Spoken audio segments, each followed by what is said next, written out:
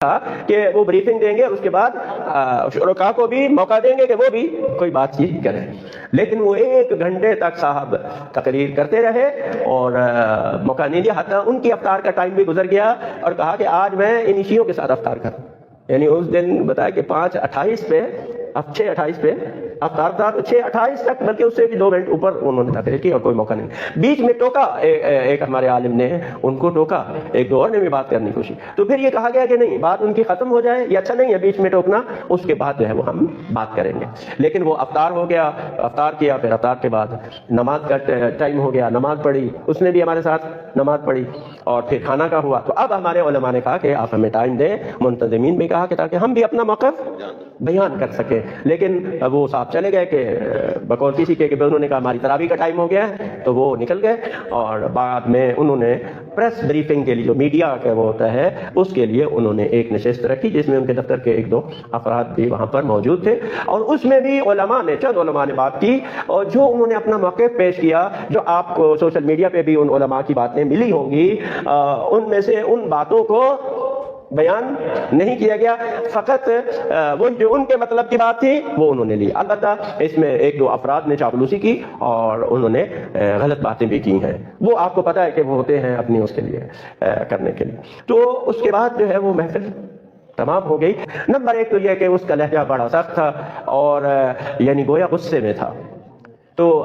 ہم نے اپنی توہین محسوس کی کہ اس طرح سے اس کو بات نہیں کرنی چاہیے تھی شیعہ علماء کے ساتھ، اور جیسے وہ اپنے ماتحتوں سے گفتگو کر رہا ہو اس طرح سے اس کی بات میں جو ہے وہ لہجہ سخت تھا اور غصہ تھا، اور بات اتنی چھوٹی چھوٹی باتیں کی جو میں سمجھتا ہوں کہ اتنے بڑے عہدے پہ بیٹھے ہوئے انسان کو اس انداز سے بات کرنا زیب نہیں دیتا، اس طرح کی باتیں ہوئی۔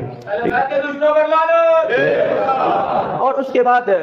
جو میں سمجھتا ہوں 2 مین باتیں تھیں وہ میں آپ کی خدمت میں عرض کرتا ہوں۔ ایک تو یہ ہے کہ جو لب و لہجہ تھا گفتگو کا، اور اس سے جو یعنی پیغام یہ ملتا تھا، یعنی ہماری شیعوں کی حب الوطنی اور ملک و قوم سے وفاداری کو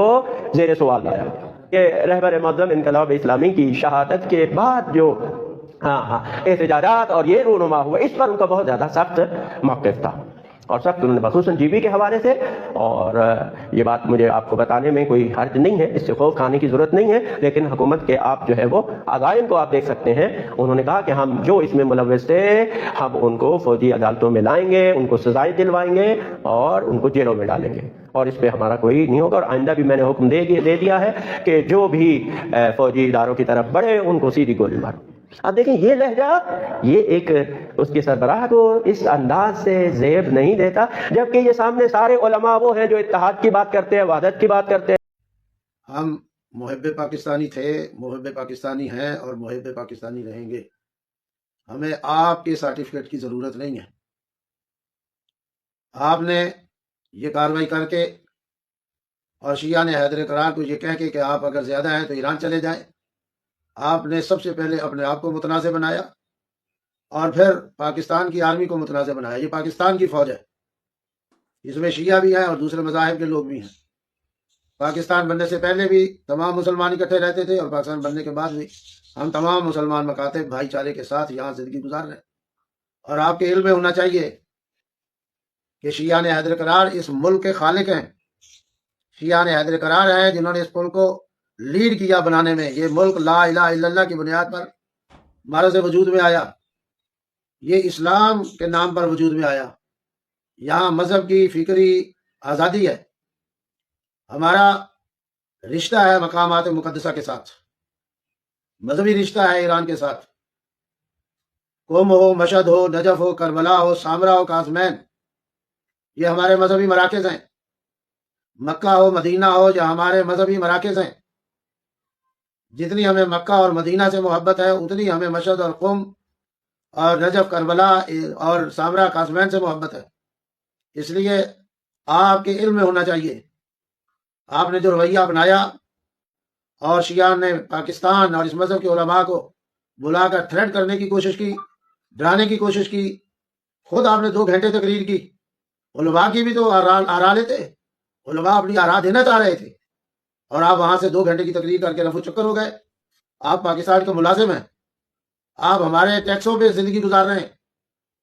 یہ آپ کے وردی جو ہے یہ پاکستان کی وردی ہے، آرمی کی وردی پاکستان کی وردی ہے، اس لیے مہربانی فرمائیں